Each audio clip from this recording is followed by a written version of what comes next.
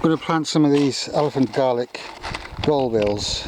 These are at the bottom of the elephant garlic. When you harvest it, you get these at the bottom, and you can grow fresh garlic from these, but it takes 2 years. So the first year it sort of bulbs up, bud doesn't split, and then you harvest it, and then in winter you replant it, and then it continues to grow and splits, and you get the cloves that you would normally get from garlic.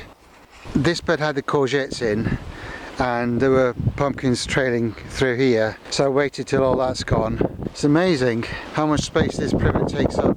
You can see it's reaching into the other beds, but when you cut it back, I've got a good metre and a bit space between the edge of the bed there and the hedge, but it just keeps growing this way, and it's shading out all the raspberries. But what I'm doing is, as I'm trimming them, I'm putting on the beds that are now dormant till the spring, and by spring all these leaves will have dropped off, and then I can just pick up the sticks and get rid of them.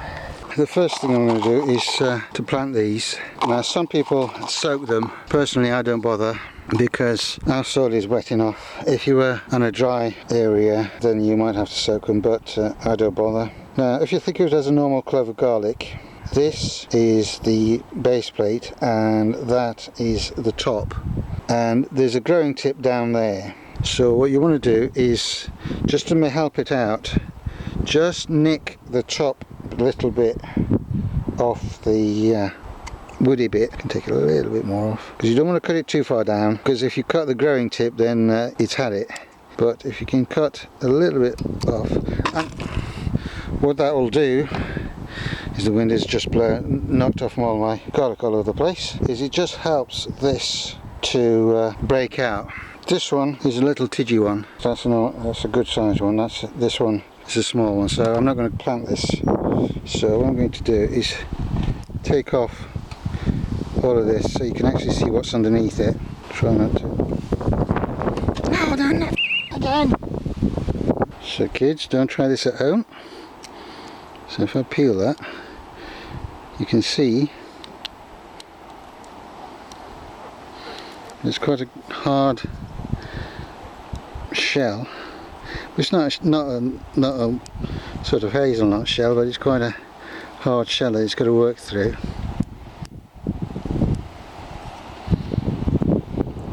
And what you end up with,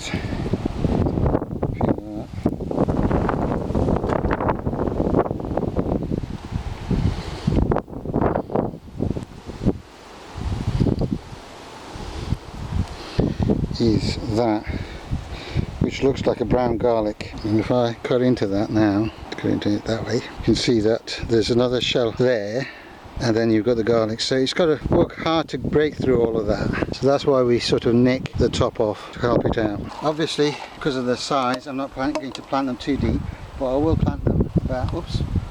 So I'm planting them about 30 centimeters apart still.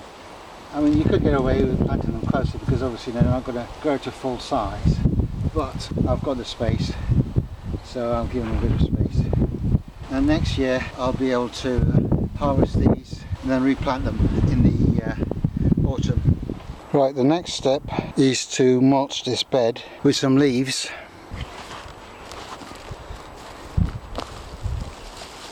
These leaves will rot down over the winter and make nice compost to feed the garlic next year.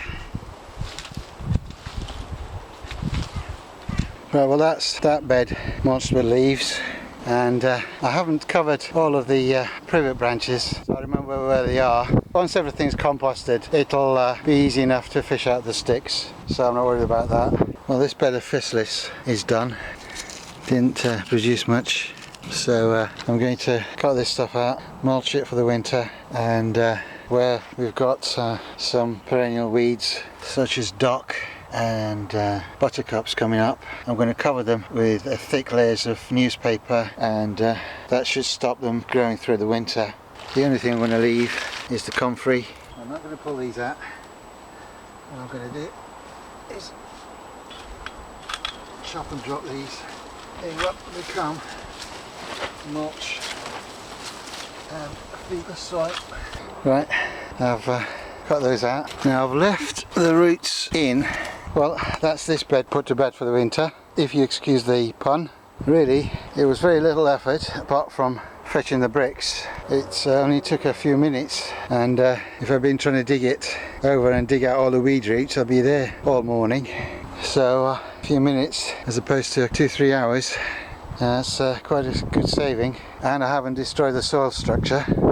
And over the course of the winter, this newspaper will slow down the weeds and gradually get pulled into the soil by the soil life. And then once I've done the planting in the spring, then I can apply another layer of mulch, and that's the way to stop weeds, the no dig way. This globe artichoke is still going strong. It's picked up strength in the autumn, so I don't know what's going on with it, because during the summer it looked really poorly, but I think it's just taken that long to get itself established, and now it's going great guns. Obviously some of the leaves are going a bit, but so are the strawberries, so that's to be expected. But the centre seems to be good and strong. You know, these outer leaves are obviously getting yellow and falling down, but that's fine. When I designed this, I only had one plot, so I plan to be here more often, but now all these strawberries are surplus to requirements. The wild strawberries, they do fruit, but the birds and the rodents get it way before I do. So I think what I might do is leave that one in, put something else over there next to it, and then take out these strawberries. I'll leave them there as a mulch and not bother about the fruit. Here's another bed that needs the same approach. Now, I don't mind dandelions because I harvest these, so I don't count them as a weed. But these buttercups that are going up along this edge are a pain because they've got their roots in under the edging, so I can't dig them out without really giving myself a bit of grief. So I'm going to use the same approach of newspaper and bricks. So basically I'm going to cover them up top and put something to hold the newspaper.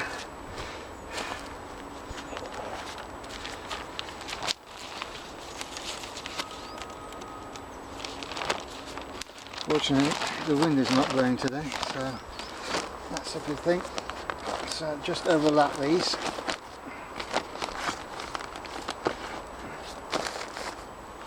Okay, so that's done.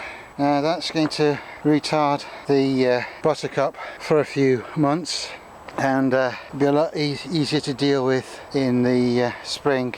Buttercups keep going through the winter, so I want to stop them growing. This won't kill them, but it will slow them down. These pots of asparagus, never mind the weeds, but I put them round the brassicas in here, so they were protected in the cage from pigeons, because I don't want these tender things being nibbled by pigeons. But now that this bed is clear and the hoops are still here, so I'm going to put the asparagus here. It'll help to weigh down this newspaper. Last night it rained. It'll just stay in place now. It's not going to blow away.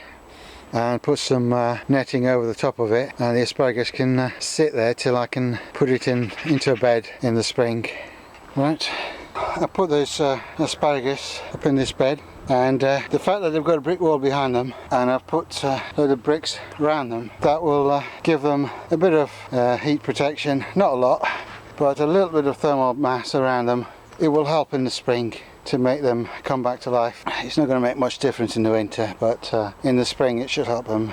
So I've still got the hoops, and I've got this long piece of netting. It's too big for this job, but I'm not going to cut it, so I'll just put it over and just let the remainder hang over. Probably isn't really necessary, but with the pigeons around here, you never know, they'll come and do some damage, and the foxes will come in and trying to dig for a bit of worm or whatever, and the badgers and things, so it makes sense just to give them that little bit of protection from netting.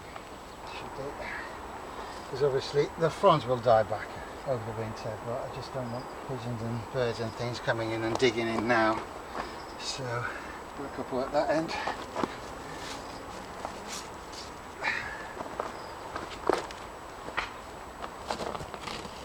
Right, I've deliberately left it sort of draping over the top of them, because come winter it's going to snow, and the snow will lay on top of the netting and force it down, and these hoops aren't really strong enough for that. So it's just there to sort of, you know, it'll just sort of, the snow will push it down a little bit and on top of the pots, and that'll be fine. Right, it's time to burn this stump and all the roots of the brambles, because obviously this is an old tree trunk, and its roots will be all over the place around here, and then we've got all these brambles entangled in it, and trying to dig out those brambles is going to be a nightmare. It's going to be nigh impossible. So I'm just going to burn this, and that will kill off the brambles, and then we can get on. So I pulled up all the carpet that was around it, and I've got some water here just in case we need it. I can use this stuff to burn it, which has been sitting here drying off, so it'll get going quickly. Top of these, and then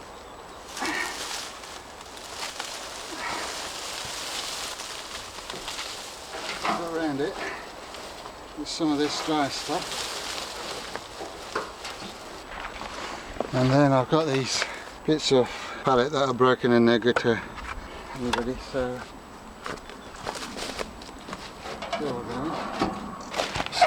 that'll start us off. But yeah, having this big stump in the way is a problem, but I want that to burn so it actually heats up the roots. So that's why I'm not cutting it. And this barrel's got lots of holes in it, so that'll get going. And once it gets going, it'll be fine. Right, that's burnt. I've let that burn out. There's a few little bits that I just chucked in at the end just to smother it, and there's a few bits that aren't burnt. That stump is fairly well burnt, so hopefully that should have transferred the heat to the roots into the ground and killed off not only its own roots but also the brambles around it. I can still feel a bit of heat coming off it, but I'm about to put some water on it, so that will cool it down. But we'll find out in the spring whether it's actually done the job, and we don't get any more brambles. If we do, then this didn't work. There will be a bit of smoke obviously as I'm pouring water on the wire. I've let it go out, so I'm just making sure it's cooled down, and pour some around the barrel itself. And this ground is fairly wet anyway, but this was just to be safe, just to be on the safe side. I'm adding a bit of water, and I'll do that again and make sure that that's not going to start up again.